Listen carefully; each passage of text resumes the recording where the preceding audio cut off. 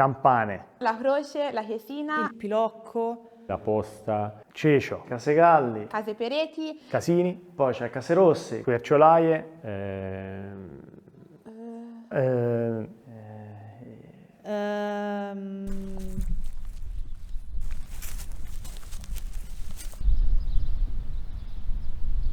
io sono della Pianona, cioè la contrada principale, la contrada più grande, con cui praticamente tutti ce l'hanno, giusto? io sono sposata con un pianonaio, quindi cioè, non ci parliamo, nell'arco delle 3 ore non ci parliamo, nel senso durante la competizione no, non c'è niente, non si guarda in faccia a niente, è così.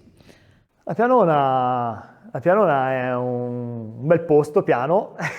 una contrada come la Croce, come insomma, tutti amici, tutti. Qualche volta qualcuno si è fatto male, si è inclinato le costole, qualcuno si è rotto l'osso sacro, insomma tutti amici. non è che non ci vogliono bene, è che siccome siamo di più, gli altri sono costretti a equalizzarci per non far vincere noi e per avere speranza di vincere loro. E quindi è un po' la strategia, è quella, nel senso il nemico del mio nemico diventa mio amico e poi... Siamo nel museo etnografico di Santa Caterina. Questo museo è nato per il volere di un santa caterinese, Alessandro Giustarini, è stato sindaco anche di Roccalbigna, ha acquistato questa stanza del fabbro, l'ha donata al comune, l'idea fu quella di realizzarci un museo delle tradizioni di Santa Caterina, comunque di queste zone. Quindi è nato come museo etnografico dove sono raccolti gli strumenti dei lavori tipici di queste zone e poi chiaramente si è sviluppato intorno alla Focarazza, che è l'evento folcloristico più importante non solo qui di Santa Caterina ma sicuramente della zona.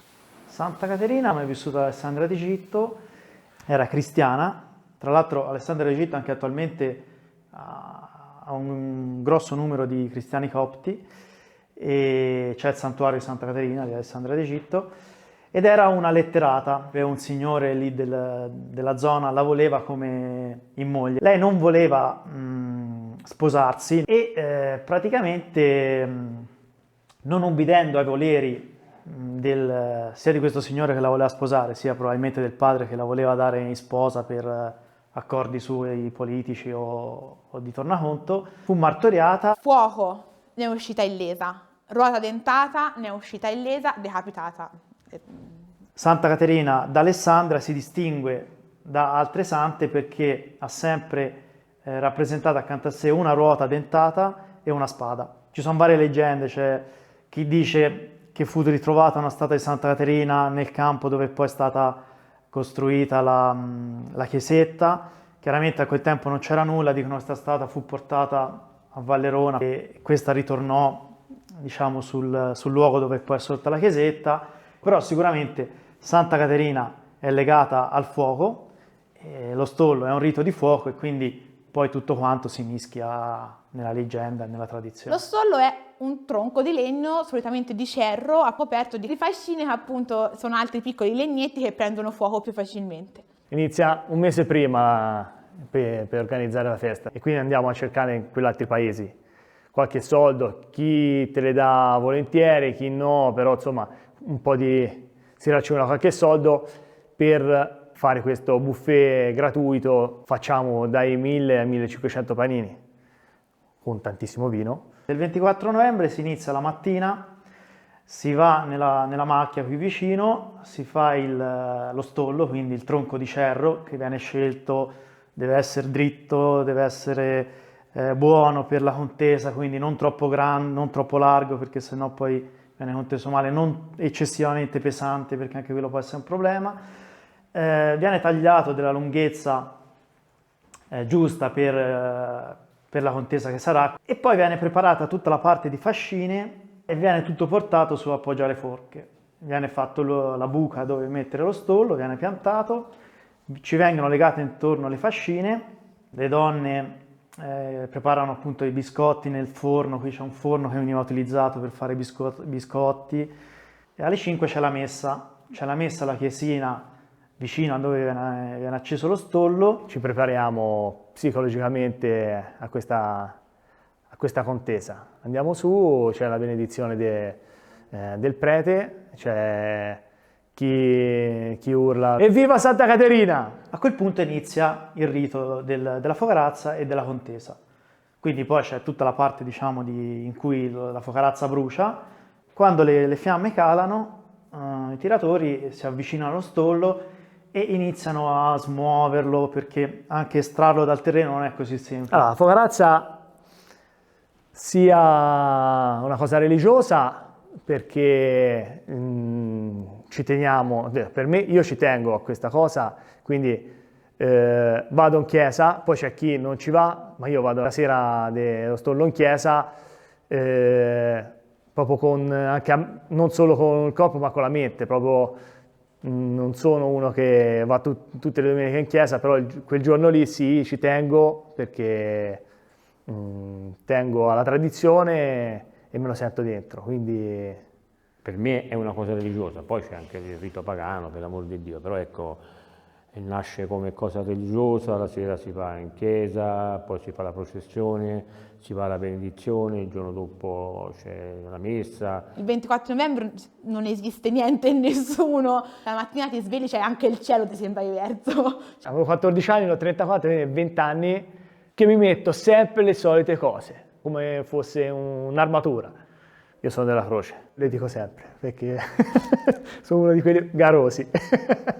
Garoso è quando uno ha molta foga, diciamo, agonistica. Sono stato tanto garoso, perché io fino all'ultimo, finché non l'hanno alzato, sono stato attaccato a 3 metri di altezza, ma attaccato così allo stollo, per non farlo alzare. Ma è una cosa normale, viene spontaneo, viene di mettere in atto la birbonata più possibile per cercare di non farlo o alla pianona o quegli altri che non venga alzato alla croce o viceversa. Insomma. Questo qui è il babbo di prima che parlava, che si arrampicava da giovane su quello stollo per muoverlo. E appena arrivati sentirai l'odore del gasolio, perché per accenderlo è bagnato di gasolio. Poi dopo accendi, vedi arancione, tutto il fuoco, fiamme, scintille. D'inverno il 24 da noi c'è sempre la nebbia, accendi un fuoco e diventa tutto arancione, con 1000 persone che guardano, penso sia una cosa spettacolare. Un paesino come Santa Caterina, 90 persone ci abitano, d'inverno non c'è nessuno, quel giorno si popola. Poi dopo senti il profumo della brusta, la brace, i carboni ardenti, e poi senti le urla. E quando arrivi lì senti le urla di uno che si tira, delle mamme, delle nonne, dai tira di qua, dai tira di là, è bellissimo. Penso sia una cosa indescrivibile. Una volta tirato giù lo stollo, allora parte la competizione, urliamo fino all'infinito, ognuno per la sua di contrada, e fino a che non è alzato lo stollo, anche se va verso la pianona, comunque urli verso la croce, cioè nel senso no, è così. Quindi lo stollo chiaramente viene tirato, nel momento in cui uno riesce a portarlo nella sua contrada, lo scopo è alzarlo, perché finché non è alzato lo stollo è ancora contendibile, finché non lo alzi e lo appoggi ad una casa non è vinto. Io mi ricordo di signori, io ero piccina, tipo con gli ombrelli, andava dall'ombrellate agli stollaioli che erano lì che se lo tiravano. Che... Tipo un mesetto prima era morto il nonno e appunto eccolo, e me l'hanno appunto portato a casa sua, e quindi era... Cioè sembra strano, però è tanto, è tanto. Altra domanda? Nel 2009 è nata mia figliola e mi portarono lo stollo a casa. E per me è bellissimo, non me lo scorderò mai. E si è fatto festa fino alla mattina, tipo si accendeva i fuocherelli lì fuori casa. È stata una serata bellissima, secondo me indimenticabile. Lo scopo principale, diciamo, all'inizio dello stollo è allontanarlo dalla pianona, perché se, diciamo, arriva alla pianona non credo sia mai successo che dalla pianona se ne sia andato. Quindi gli altri cercano di allontanarlo e poi nel momento in cui viene allontanato magari dopo iniziano a contenderselo anche tra di loro, chi magari lo vuole portare alla croce, chi a Casegalli, chi cerca di fermarlo magari a metà strada. Giustamente io so della croce e tiro per la croce, però alla croce siamo pochi e allora c'è i borrettai, tiriamo tutti quanti per lo stesso posto, poi se va a Casegalli ti aiuto, però un altro anno magari se ti viene di qua andiamo alla Croce, perché se rimane sempre a Casegalli io tiro per la Croce, basta, ecco, insomma, però ecco, per la Pianura no, mi dispiace, ma non per cattiveria, perché... È tutti contro la Pianona, quindi tutto va bene tranne che vada la Pianona allo Stollo, è così. Poi dopo festeggiamo tutti insieme, il giorno dopo andiamo a messa tutti insieme, chi può, poi chi non può è un'altra cosa, però ecco, la cosa della tradizione è quella lì, la mattina uno si sveglia con un animo diverso, chi se la sente dentro. Ma il rito poi diventa una tradizione, diventa un qualcosa a cui uno si lega, poi c'è il significato religioso, c'è il significato pagano, poi si mischiano le cose, ma fondamentalmente è un'identità che uno si sente addosso e che si sente proprio di porta avanti. Ho 58 anni e più di 40 anni che tiro lo stollo con passione, perché è una cosa ce l'ho trovata e spero di lasciarcela, perché a parte ho figlioli che ora sono più garosi che di me. Il nonno che è morto a 100 anni ce l'ha sempre trovata e spero che continui finché è possibile. L'ho vista cambiare tanto, diciamo abbastanza,